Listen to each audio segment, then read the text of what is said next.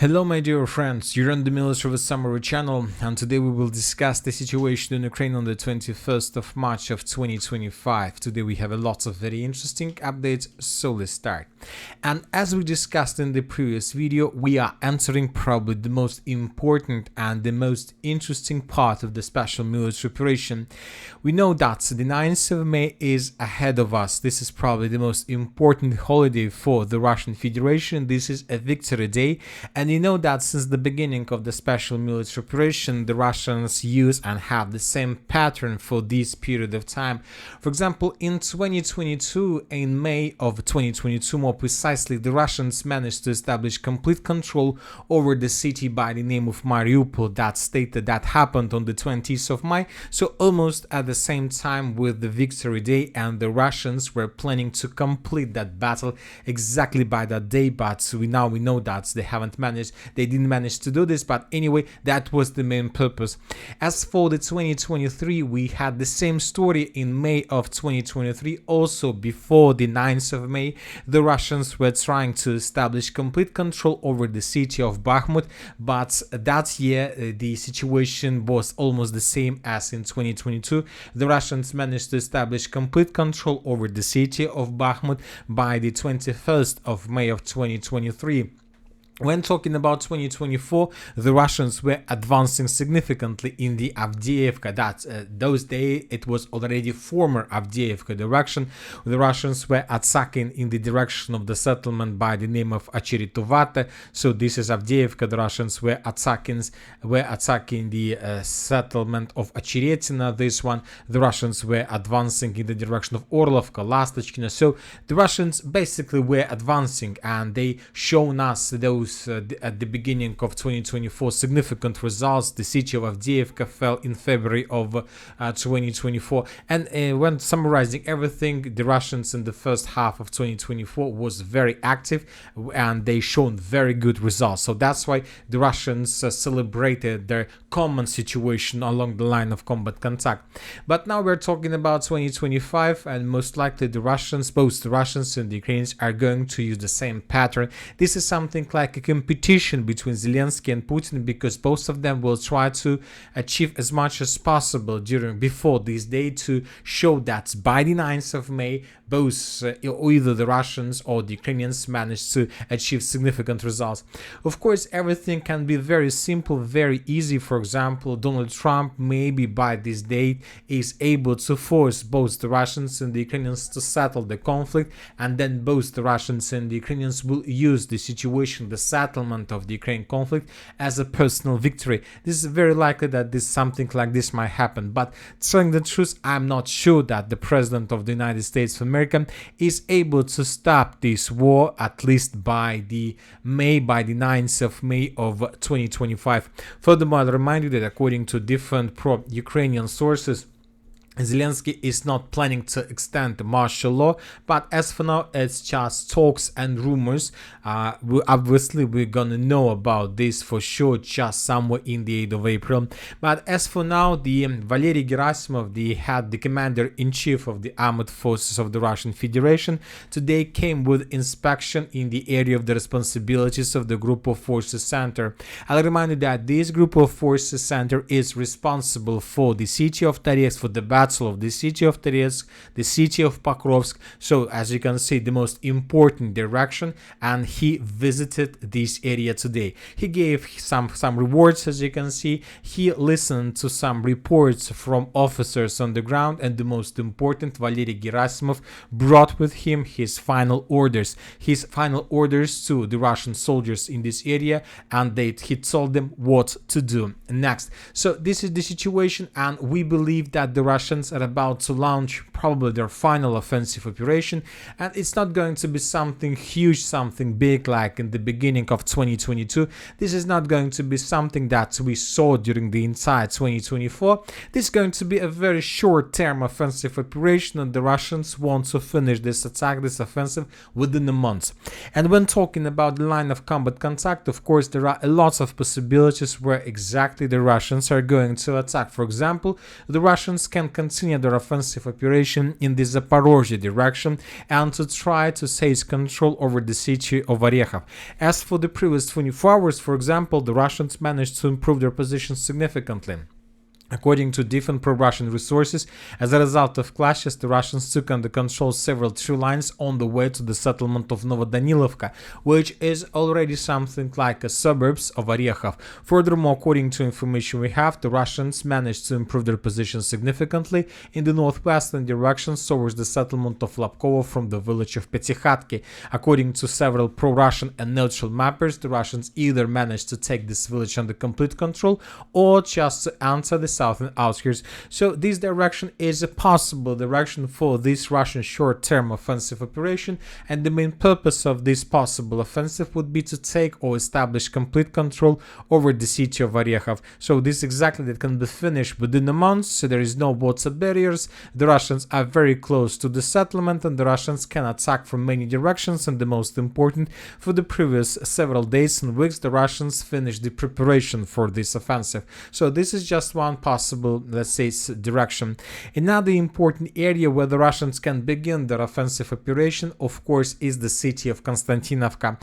As for this territory, the Russians can begin advancing from three directions. The Russians can advance along the N32 road, and for example, during the previous 24 hours, the Russians improved their positions in the southern part of the settlement of Tarasovka. In this video that was published by the Russian side, we can see a very close combat between the Russians and the Ukrainians. This position of the armored forces of Ukraine. The next building was the position of the Russian soldiers. As a result of clashes, the Russians managed to improve their positions, and basically this video confirms that the battle for the settlement has begun. So we see that this is one of the possible, let's say, directions. Furthermore, just several days ago, after the end of the battle for Suja, the Russians managed to finish the battle, at least for the northern parts of the city of Siversk. We got a lot of geolocations during the previous days, and we start receiving first videos how the Russians using convoys, mechanized convoys, began advancing further in the northern direction along 0519 road. This is the possible direction of another Russian offensive operation that can be finished by the 9th of May. But when talking about the 9th of May, we strongly believe that the Russians will not be able to take the city of Konstantinovka under complete control. But if the Russians begin offensive operation by the 9th of May, the Russians have all chances to shorten the lines and to shorten their distance between their positions and the city of Konstantinovka for the minimal values, so they can reach the outskirts but not to seize control over the settlement. So which means that the chances that the Russians are going to attack in this area a bit lower than the chances if the Russians will attack the city of Orekhov. From the other side, the Russians can begin offensive from the city of Chasiv Yar, and when talking about this offensive operation, of course, the distance here is minimal. And furthermore, according to information we have, during the previous 24 hours, the Russians managed to improve their position significantly in the Shevchenko micro district. So this is the situation by the ground by the end of the 20th of March of 2025, and this is the situation by the end of the 21st of March of 2025. So as you can see, the Russians reached the southern outskirts of the settlement of Chasiv Yar. And furthermore, if this situation is correct, if this map shows the exact positions of the armored forces of Ukraine and the armored forces of the Russian Federation, this means that the positions between the edge, let's say, positions of the armored forces of the Russian Federation in the western, the northwestern part and the southern part is already less than 1.5 kilometers, which means that Ukrainians that are still located in the central part of the city of Chasiv Yar were caught in cauldron without any possibilities for evacuation. Now, if Ukrainians decide to escape the cauldron and to escape the central part, would be destroyed along these roads of evacuation. And furthermore, we believe that most likely this upcoming night between the 21st and the 22nd of March of 2025 is a decisive night for these Ukrainians, and most likely this upcoming night they will try to break through this encirclement with the purpose to save their lives, and they will try to escape to Mykolaiivka. Furthermore, we start receiving reports that the Russians began clearing operation of Mykolaiivka itself. We see lots of FPV drone attacks on the mortar positions, so we see that the Russians want to be on the safe side and not allow the Ukrainians to escape this encirclement. So this is also a possible direction where the Russians can, let's say, attack the city of Konstantinovka, and as for this direction, the chances are very high. If you ask my opinion, we believe that the next several days the Russians will begin offensive operations towards the city of Siversk. We have lots of very interesting updates exactly from this area. The configuration of the line of combat contact allows the Russians to encircle the city of Siversk. The distance between the northern and the southern positions is already less than 20 kilometers. The Russians have fiber optic drones, so everything plays in their favor. But now let's discuss in details. When talking about this direction, the Russians began bombing and attacking. More precisely, the Russians began the preparation of this area a long time ago. And first updates that we start receiving in the January of 2025, how the Russians were bombing and attacking the cities of Kramatorsk and the city of Slaviansk, the heart of the Donbas Arc operation. During the previous 24 hours, the Russians continue bombing and attacking the Ukrainian positions in this area, and according to different sources, as a result of several attacks, the Russians managed to destroy the temporary deployment points of the armored force of Ukraine in this area, and we have the additional video that confirmed this.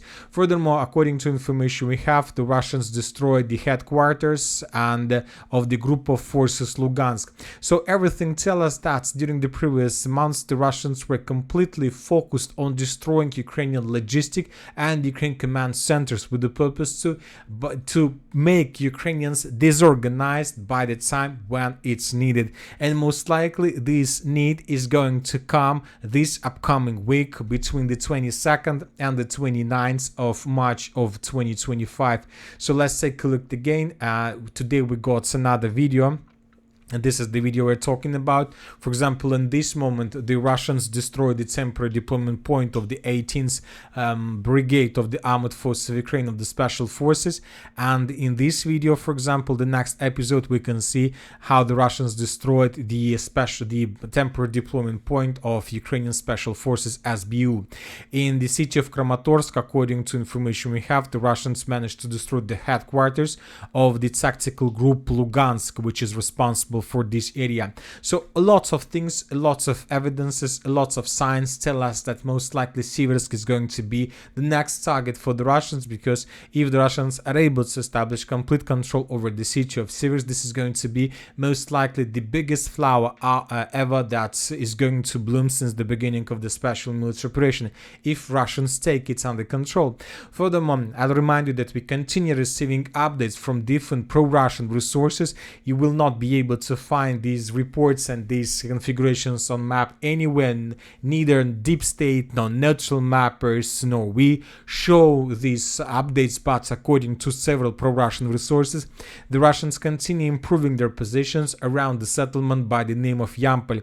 We are waiting when the Russians will confirm this information or provide us additional details about the situation. The Russians reported that during the previous 24 hours, the Ukrainians lost up to 50 soldiers in the battle for the city of Yampol. It's very interesting to see how the situation is going to be developed, but if this information is correct, then most likely by the end of the 21st of March of 2025, the Russians have already established complete control over something like this. And from this configuration of the front line, we see that the Russians, by their decisive actions, by their offensive operations that they have been carrying out since the beginning of this year, managed to encircle the Ukrainians in this pocket, the pocket of Siversk. Furthermore, I remind you that during the same 3 months, the Russians managed to improve their positions in Belgorodka. The Russians entered the eastern part of Verkhnykamensk, and the most important, the Russians managed to enter the settlement of Vasyukovka. Once again, everything tells us that this might be the Russian next offensive operation. And when talking about timings, yes, indeed, during the next months, if the Russians prepare everything, if the Russians count everything in detail, of course, within the months between, let's say, March and the end of April, the Russians are able to even enter the city of Siversk. We're not talking, of course, about complete control, but something like this can be created by the Russians in the very near future, and 1 month can be enough for this offensive operation, let's say, to improve their positions to the north. Let's take the settlements like Zakitne, Platonovka, Dronovka, Serebryanka, Grigorovka along the Siversk Donetsk river, and of course to improve their positions from the south by taking under control the settlements like Romivka, Pozena, Fyodorovka and Perezhne. And from this configuration we see that the city of Siversk is already caught in cauldron, and the only supply line would be under complete Russian FPV drone and artillery control. So basically, if the Russians are able to do this thing, to create this configuration in the Siversk direction, we will see the same story as we used to see in the Suja direction. For example, today when talking about Suja, this is another possible direction where the Russians can begin offensive operation before the 9th of May to show significant results in the Sumy Oblast. But when talking about this offensive, I see no, let's say, reason, as I don't see any benefits for this, just media victory and that's it. But let's return back to this video. This video was published by the Ukrainians, and this is a very fresh video where we can see how the Ukrainians were trying to escape the Suja direction. We see how the Ukrainians, while they were using this living road, were attacked by the Russian FPV drones for several times. In this very episode, we can see how the Ukrainian soldier was trying to bring down drones that were flying above their positions on the border. And at this moment, we see how the evacuation machine came for Ukrainian soldier. But when he was trying to evacuate himself, the car was damaged but not destroyed. And in this moment, we can see how the Ukrainians began escaping and running away from the Suja direction. And the most interesting part is coming exactly from this moment. I would like to point your attention, despite the quality of the video and despite the fact that this is early morning, probably late evening, we can see tens or hundreds of vehicles along the living road or death road between the city of Suja and the settlement of Yunakivka. Hundreds of vehicles that were destroyed by the Russians as a result of FPV drones. We see that there is a fog, and I believe that fog covers some vehicles that were destroyed by the Russians, but I believe if this video was made during the daylight, I believe that we would see maybe even thousands of vehicles destroyed in the same area. Furthermore, according to information we have, according to some statistics that were prepared by the Russians, since the beginning of the battle for Suja, there were already recorded up to 1,000 cases of destroyed Ukrainian vehicles. Just imagine yourself, since August of 2024 till let's say the beginning of March of 2025, the Ukrainians lost more than 1,000 vehicles, and most of them, of course, were of the Western production. So if 1,000 of vehicle was geolocated, we are not talking about the numbers that were provided by the Minister of Defense of the Russian Federation. We are talking about videos and episodes like this one that you can see in front of your screens. Some volunteers calculated everything and they counted more than 1,000 vehicles. So which means that the real losses were several times more, maybe 4,000 or 3,000. A lot of them were evacuated. Some of the losses weren't filmed or recorded or something like this. So when talking about this, yes, the Russians can begin offensive operation before the 9th of May in the direction of Yunakivka, but telling the truth, we see no reason to do this for the Russians, because taking Yunakivka, for example, under complete control will bring the Russians just media victory and losses. Obviously there are going to be losses. Now let's talk about the Belgorod direction. As for this territory, the Russians can counterattack in this territory and to create something like a buffer zone, because the Ukrainians, for example, continue pressure in this area. And during the previous 24 hours we got another batch of videos and episodes how the Russians were attacking Ukrainian vehicles in this territory. As you can see just in this video, in this single episode, we can see how the Russians attacked this concentration of vehicles with 2 drones at the same time. This is the episode 1 drone attack infantry fighting carrier Ceasefire, and at the same time another drone was attacking abandoned Ukrainian tank. So we see that Ukrainians have no chances to break through the border, and this evening we start receiving the first reports that after Ukraine's failed this offensive operation, they began retreating towards the settlements along the border, but on the Ukrainian side. Several videos and geolocations were recorded in the area of Petrushevka, several videos, several positions of the armored forces of Ukraine, and those soldiers that were retreating were recording in the area of Turia. But we haven't added these icons to map, we will discuss them in the next video.